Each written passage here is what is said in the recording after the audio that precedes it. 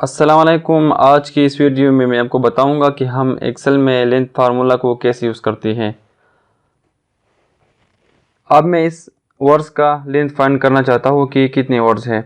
تو سب سے پہلے ہم یہاں پر لکھ دیتے ہیں از ایکول ٹو اور لینتھ کا فارمولا LEN اور اس کے بعد double quotes CHIN double quotes bracket اور انٹر. یہاں پر یہ کتنے ورڈز ہیں؟ 5 ورڈز ہیں.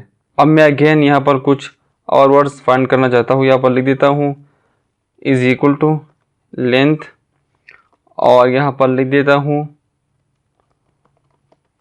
Pakistan double quotes bracket inter. اب یہ کتنے ورڈز ہیں؟ 8 ورڈز ہیں.